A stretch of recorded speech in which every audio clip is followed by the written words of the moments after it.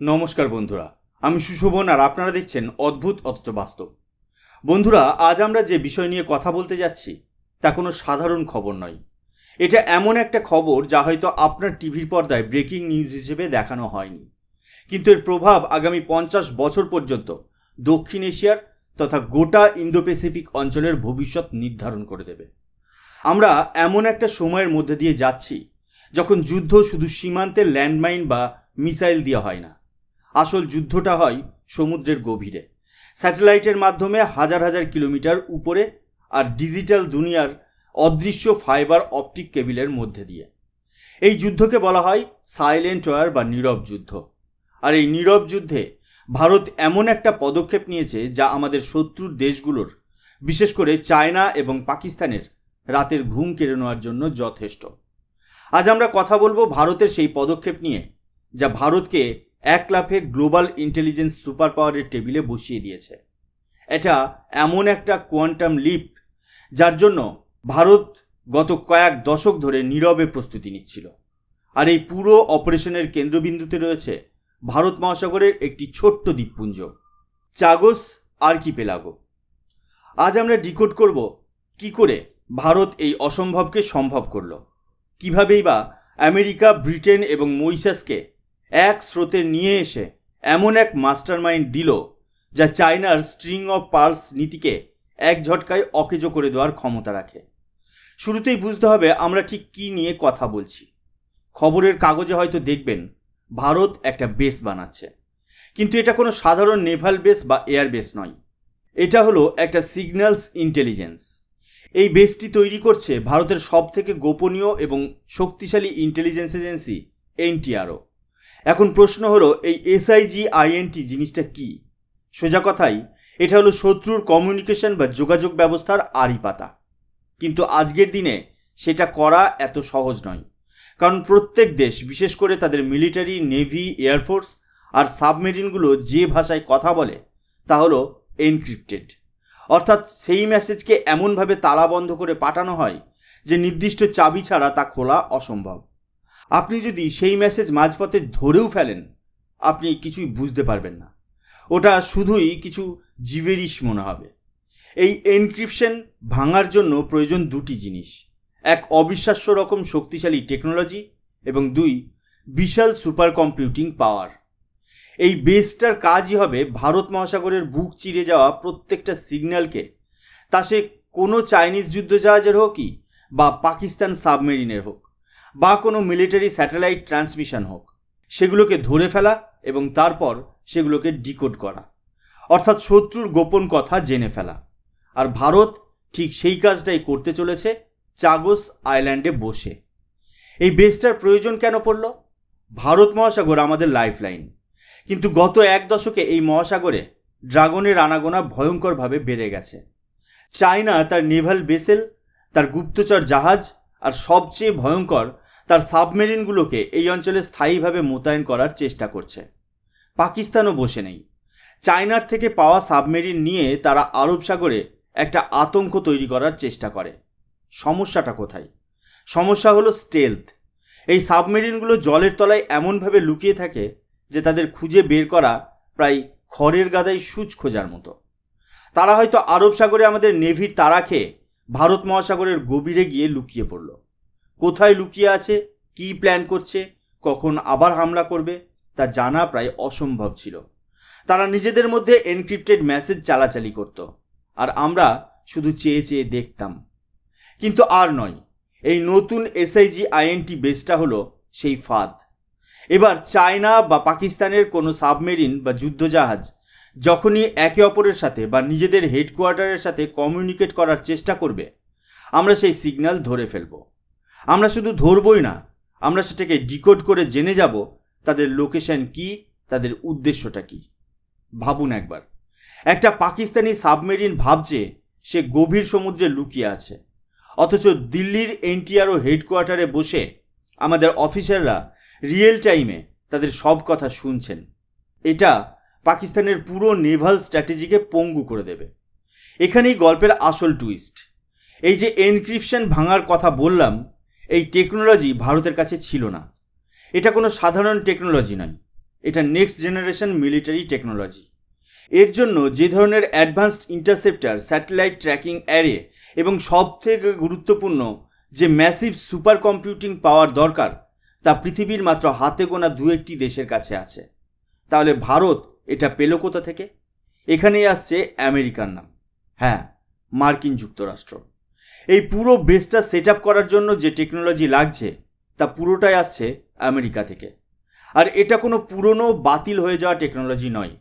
এটা ঠিক সেই একই টেকনোলজি যা আমেরিকানরা তাদের সব থেকে গুরুত্বপূর্ণ এবং গোপনীয় বেস দিয়েগো গার্সিয়াতে ব্যবহার করে।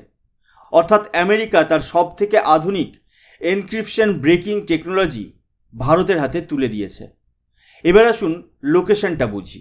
এই বেসটা কোথায় হচ্ছে? চাগোস আইল্যান্ডে। ম্যাপটা খুলে দেখুন। এই চাগোস আইল্যান্ডেই রয়েছে আমেরিকার সেই বিখ্যাত নেভাল বেস দিয়েগো গার্সিয়া। এই দিয়েগো গার্সিয়া হলো ভারত মহাসাগরে আমেরিকার শক্তির কেন্দ্র। এখান থেকেই আমেরিকা গোটা মিডল ইস্ট, আফ্রিকা আর এশিয়ার উপর নজর রাখে। আর ভারত তার বেসটা বানাচ্ছে ঠিক তার পাশের বাড়িতে। ভাবতে পারেন এটা কত বড় একটা ব্যাপার? আমেরিকা যে দিয়েগো গার্সিয়ার আশপাশে মাছি গলতে দেয় না, সেই আমেরিকা নিজে ভারতকে ডেকে এনে নিজেদের পাশে বসার জায়গা করে দিচ্ছে। এটা কোনো সাধারণ ডিফেন্স ডিল নয়, এটা হলো স্ট্র্যাটেজিক অ্যালাইনমেন্টের চূড়ান্ত নিদর্শন। আমেরিকা ভালোভাবেই জানে ভারত মহাসাগরে চায়নাকে যদি কেউ কাউন্টার করতে পারে সে একমাত্র ভারত। তাই এই টেকনোলজি ট্রান্সফার, এই ইন্টেলিজেন্স শেয়ারিং, এই পদক্ষেপের মাধ্যমে ভারত ও আমেরিকা চায়নাকে স্পষ্ট বার্তা দিচ্ছে, ইন্ডিয়ান ওশানে তোমাদের খেলা শেষ। এই টেকনোলজি শেয়ারিংয়ের থেকেও বড় একটা ব্যাপার ঘটেছে, যা হলো ইন্টেলিজেন্স শেয়ারিং। আপনারা হয়তো 5 আইজ অ্যালায়েন্সের নাম শুনেছেন। এটা হলো পৃথিবীর সবথেকে এক্সক্লুসিভ ইন্টেলিজেন্স শেয়ারিং নেটওয়ার্ক। এতে মাত্র 5টি দেশ আছে: আমেরিকা, ব্রিটেন, কানাডা, অস্ট্রেলিয়া এবং নিউজিল্যান্ড। এরা নিজেদের মধ্যে সবথেকে গোপনীয় তথ্য আদান প্রদান করে। ভারত এতদিন এর অংশ ছিল না, কিন্তু এই চাগোস বেসের মাধ্যমে ভারত কার্যত 5 আইজের আনঅফিসিয়াল মেম্বার হয়ে গেছে। এর মানে কি? এর মানে হলো ওই বন্ধ ঘরের দরজা ভারতের জন্য খুলে দেওয়া হয়েছে। যে ইনফরমেশন আগে শুধু এই 5টা দেশের মধ্যে সীমাবদ্ধ ছিল, তা এখন রিয়েল টাইমে ভারতের কাছে আসছে। ধরুন একটা চাইনিজ সাবমেরিন ভারত মহাসাগরে ঢোকার চেষ্টা করছে। অস্ট্রেলিয়া হয়তো সেটা প্রথম দেখল। সেই তথ্য এতদিন শুধু 5 আইজের কাছে যেত, কিন্তু এখন সেই তথ্য সঙ্গে সঙ্গে ফ্লো করবে চাগোসের আমাদের বেশে। অর্থাৎ ভারতের চোখ এখন শুধু ভারতের নয়, ভারতের চোখ এখন আমেরিকা, ব্রিটেন, অস্ট্রেলিয়ারও চোখ। এটা একটা গেম চেঞ্জার। চায়না বা পাকিস্তানকে এখন শুধু ভারতের থেকে নয়, এই গোটা অ্যালায়েন্সের থেকে লুকিয়ে থাকার চেষ্টা করতে হবে, যা কার্যত অসম্ভব। এতক্ষণ তো শুনলেন কি হতে চলেছে, কিন্তু এখন যে প্রশ্নটা আমাদের মাথায় আসছে সেটা হলো, এটা হলো কি করে? চাগোস আইল্যান্ড তো ব্রিটেনের হাতে ছিল, তারপর সেটা মরিশাসকে হস্তান্তর করা হলো। এর মধ্যে ভারত কোথা থেকে এলো? আর এখানেই আপনারা দেখবেন নতুন ভারতের ডিপ্লোমেসি, যাকে বলে রিয়েল পলিটিক বা বাস্তববাদী কূটনীতি।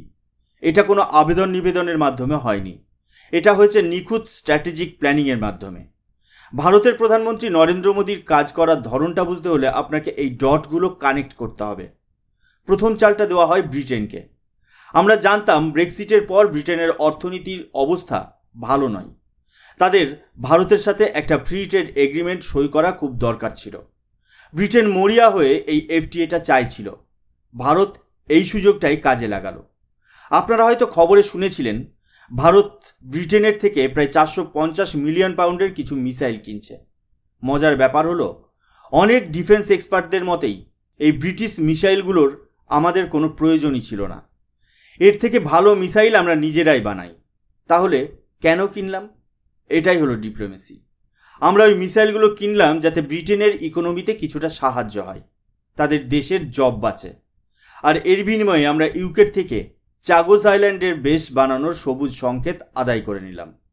অর্থাৎ ইউকের মরিশাসকে দ্বীপটা হস্তান্তর করার আগেই ভারতের স্বার্থটা নিশ্চিত করে নেওয়া হয়েছিল।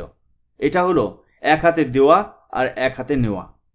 ব্রিটেনের দিকটা সামলানোর পর ভারত কথা বলল মরিশাসের সাথে। মরিশাসের কী চাই?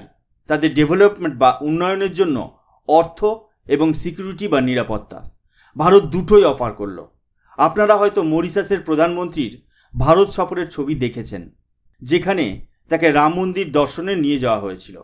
এটা শুধু সাংস্কৃতিক বিনিময় ছিল না, মরিশাসকে ভারত $1 বিলিয়ন ডেভেলপমেন্টাল এইড দিয়েছে। সাথে ভারত এই প্রতিশ্রুতিও দিয়েছে যে মরিশাসের যে সার্ভেলেন্স বা নজরদারি ক্ষমতার দরকার তা ভারতই প্রদান করবে। অর্থাৎ মরিশাসের যা যা প্রয়োজন ছিল ভারত তা পূরণ করল এবং বিনিময়ে ইন্ডিয়ান ওশানের সব থেকে স্ট্র্যাটেজিক লোকেশনে নিজের দোকান খোলার অনুমতি নিয়ে নিল।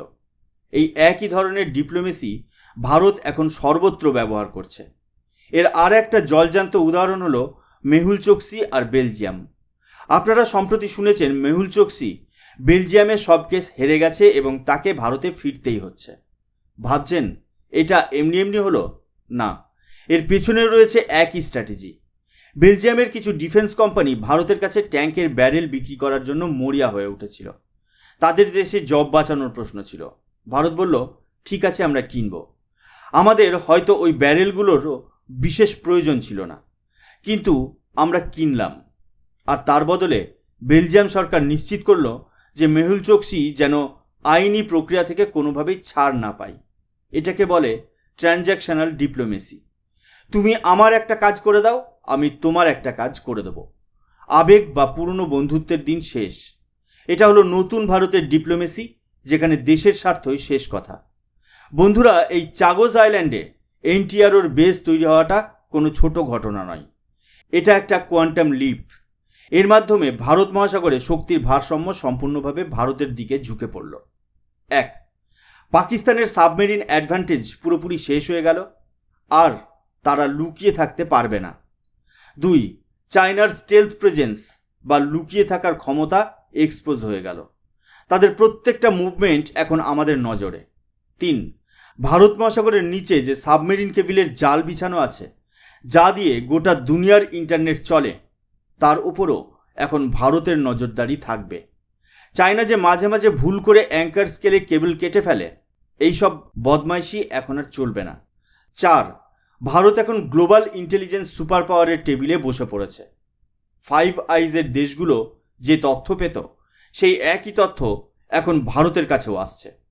প্রধানমন্ত্রীর একটা কথা আজ মনে পড়ছে। তিনি বলেছিলেন, ইন্ডিয়ান ওশান এখন ইন্ডিয়াজ ওশান। এতদিন এটা হয়তো একটা স্লোগান ছিল, কিন্তু চাগোজ আইল্যান্ডে এই SIGNIT বেস স্থাপনের মাধ্যমে এই কথাটাই আজ বাস্তবে পরিণত হলো। ভারত মহাসাগরের আসল দাদা যে কে, তা আজ ভারত গোটা বিশ্বকে বুঝিয়ে দিল। আজকের এই বিশ্লেষণ আপনাদের কেমন লাগলো তা অবশ্যই কমেন্ট করে জানাবেন। আপনারা কি এই খবরটা অন্য কোনো মিডিয়ায় এইভাবে শুনেছিলেন? আপনার কি মনে হয় ভারতের এই পদক্ষেপ চায়নাকে কতটা চাপে ফেলবে? আপনাদের মতামত জানার অপেক্ষায় রইলাম। ভিডিওটা ভালো লাগলে লাইক করুন, শেয়ার করুন, আর অদ্ভুত অথচ বাস্তবের সাথে থাকুন, কারণ সত্যিটা পর্দার আড়ালেই লুকিয়ে থাকে। আমি সুশোভন, আবার দেখা হবে পরের এপিসোডে। জয় হিন্দ, জয় ভারত।